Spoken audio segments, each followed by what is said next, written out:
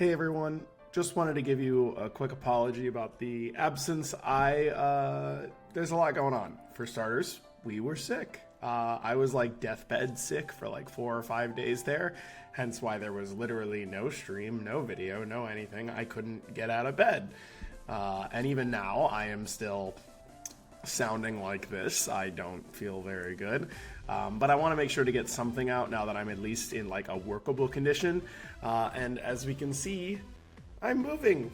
That's going to be a big change. Not only am I moving, but I'm also going on vacation for like 9 days here in like 3 or 4.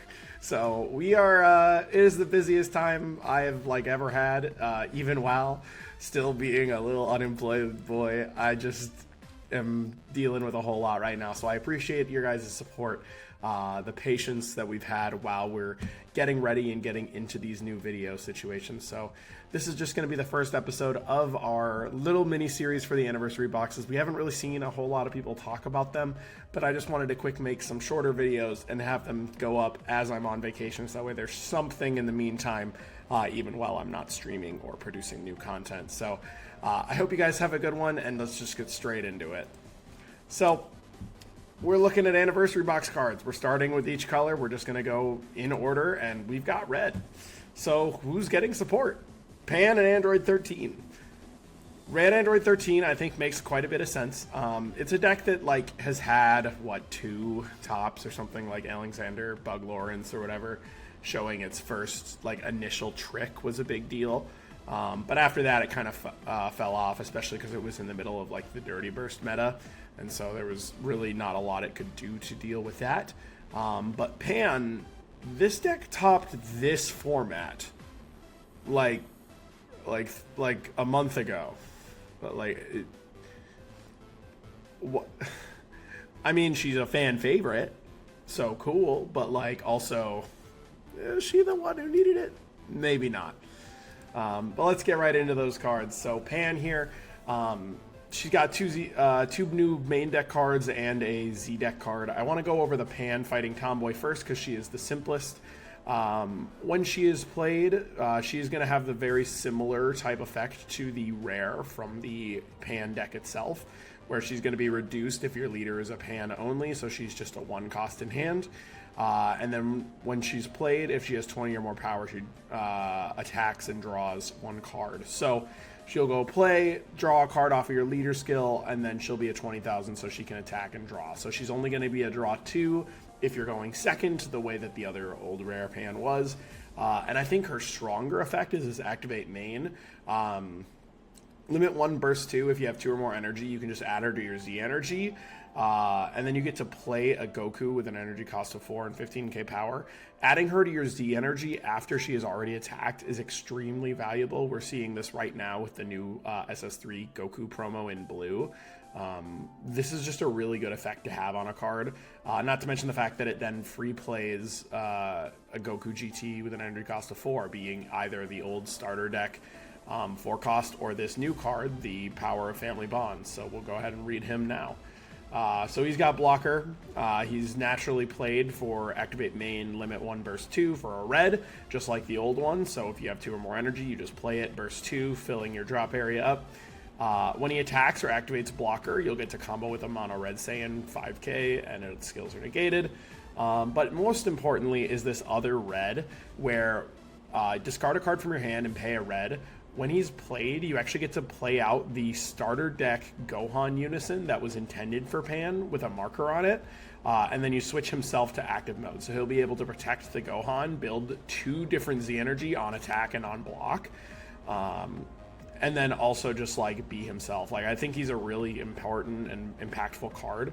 Building 2 Z energy while also producing a Unison is really good, and specifically that Gohan Unison draws when you combo with a card, so he's actually going to draw 2 in that turn cycle, right? 1 on his own effect and then 1 on the Gohan on the block, so when he attacks and blocks. And then, all in addition to that, Gohan's going to go up to 3 markers total, but Gohan is a 3 cost Unison, meaning Videl counterplay is on board, which is crazy that you can just like turn 2, immediately put out the Videl counterplay and have a really optimal body like that. Like, that's so ridiculous. I can't even begin to fathom how strong this card is. I'm really excited to see it get pushed. I think that Pan is right up there. And now, finally, this Z Battle card, which is maybe the craziest piece of support for it all. If your leader's a Pan only, she's a 10. She gets plus 10,000, so it's a 1/2. So it's a 15k, which is pretty good, right? It could immediately boost up itself, and that would allow you to get the draw. Or when it's played, you can pay a red to play the Great Ape Goku Aggressor from your drop area, allowing you to +5 that instead, which normally that card's already a free play, so you don't really need to do this. It kind of depends on if you have one in rotation or not. And then activate main, if you have 3 or more energy and you choose that aggressor, you can just play the Defender of Life right on top of it and then give a red card 5k for the turn. So this basically turns Defender of Life into a total of a 2 energy play for the big dual attack effect, which is unbelievable. It's still going to be the same 40,000 power once it's all said and done. Still barrier, double strike, and then -25 to a card on swing. Like, it's unbelievable how strong that is for that, while producing this Pan, who herself is a 15k attack. And notice that her activate main is just limit 1. She has nothing to do with, like, oh, it's when it's played, or it's you can't do it, right? So if she actually lives a turn cycle for whatever reason, you get to just do it again, this time for 0 energy, which is unbelievable. These cards are super huge. You get access to Videl counterplay. You're doing your boss monster for just 2 and 2 rather than the full 3 energy and 3Z energy, which was way harder. You're more consistently getting to your awaken point because Pan fighting Tomboy is adding herself to the Z energy, and then this Goku is going to combo with 2 cards, putting you in a position to, oh, look at that.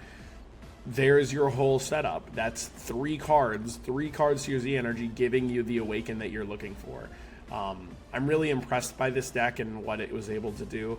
The fact that it topped just last format and is still going to be really played is unbelievable. I'm very impressed with how Bandai is handling this. And then next we have Android 13. This stuff is a little harder to evaluate. I think the cards are obviously very strong, but Android 13 is really single-minded with its skills, and so we're just going to take a look at kind of see what options we have. So the simplest card is going to be the Android 14 and 15 Cool-Headed Advanced card. If your leader is a red Android 13 card, when it's used in a combo, you get to add an Android from your drop to your Z energy with its skills negated. The way that, you just look at this card builds 2 Z energy for nothing. And the fact that it's a red Android does mean that if you're playing in a red mirror, you can choose Cell Max, or you can choose other red Android 13s that have really high power, and putting them over in your Z energy is really good in terms of, oh wow, that's just building another Z energy to get through Explosive Dance. A huge attack, not to mention the fact that it's just when this card is used in a combo, it doesn't necessarily negate skills for those cards. So that's really good. And then activate main, you can add it to your Z energy to play an Android 13 with an energy cost of 1 from your drop. So at the end of the game, as you start to run out of your Android 13 targets, you can go ahead and go, all right, well, I'll just play this, and then this will play the Android 13 without its skills negated. So it's just kind of more copies of that. The fact that it's both names does mean that it allows you to awaken a little bit better. It's going to give you a position to discard, because it's an Android 15, you can discard it off of Stoic Fist to get the extra discard pressure, as well as self-awaken off. So really impressed by this card. Just a really simple but effective card. The Android 13 Unleashed Power. This card is the sneaky, wow, I can't believe this card exists card. So it's a big old barrier card. So 7 cost with barrier is going to be difficult to remove. Red is going to have a harder time with it. It's still only a 15k, so if red does have any barrier removal, it probably still kills it. But if you're thinking about a non-Kid deck, hitting this card is still very difficult. Being a 7 cost means that blue is probably going to have a hard time with it, as is yellow. And those are going to be the matchups that you're probably looking to get into. It's just a 15k. It is a 7 cost Android 13, so you can last second fuse into it. It's just that way you make sure that you're not running out of targets. And then activate main for a red. You can go ahead and play it if you have 2 or more energy. Activate main, you get to place a red Android with an energy cost of 1 from your deck under the card. And I think this is one of the sneaky, good effects. So the way that the deck used to operate was this big old battle trick where you would gain dual attack on the Android 13 boss monster, and then when it attacked, you would combo with the 13 that's underneath it. And that would make it lose dual attack, and then you'd regain dual attack by stacking the villainous card underneath. But this card will let you get around the villainous card and do it without paying an energy. And so you'll be able to get extra effects off where you're just like, okay, well now this is just really aggressive. And since you can produce this like on turn 2 and sit on it, then on turn 3, when you go for the combo for the first time, you're not spending additional resources. You're just grabbing it straight up out of your deck, which is really, really strong. And then finally, activate battle. Use an android with an energy cost of 2 or less from under your red Android 13. Just building more Z energy, really effective. Obviously, it boosts the power as well by 5k. And the fact that it's just regular activate battle, has no limit 1, has no anything on there. You can just combo with basically every card that's underneath it just to make it a really big hit, or to build exactly whichever energy you want. Doesn't negate the skills, so you can use this new double name to be able to combo with and to build 2 Z energy on 1 battle. Really, really strong. Just an unbelievably impressive card. I really like. I just really don't know what else to say about it. It's super strong.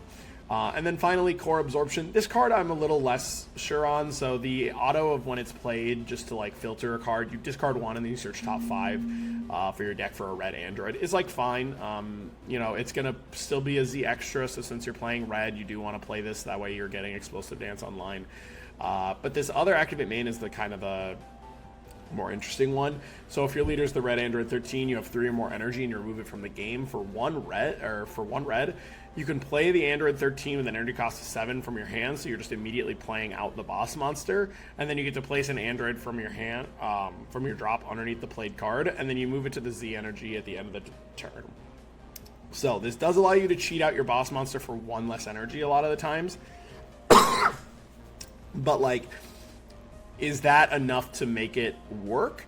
I'm interested to see, just because you're going to still get the big dual attack off, but you do have to remove this card from the game. So it's really just saving you the 1 energy on that later turn. You're still spending 2 total energy on it, because it's the same amount of energy as going pay 1 for the 1 drop and then pay 1 to union absorb. And then obviously this one does allow you to do it from your hand, so you don't necessarily have to like go, oh well crap, if I'm doing it from deck I'm in a bad spot. So this does really allow you to do that. I'm really impressed by this set of support. I think Android 13 could be something to look at, but the pan stuff is really the strongest thing for my opinion. But if you really do like Android 13, very happy for you. And that's it for red. Red is in a really good spot. We already know that Kid Ku is probably going to be the best deck of this current format. And Anniversary Box looks to be solidifying red is even better. So Pan is really good. Red Android 13 looks fine. I mean, like, it looks really good, but, you know, fine compared to Kid Ku and Pan. So with that all said, I hope you guys have a wonderful day. Thanks so much for watching, and I'll see you in blue.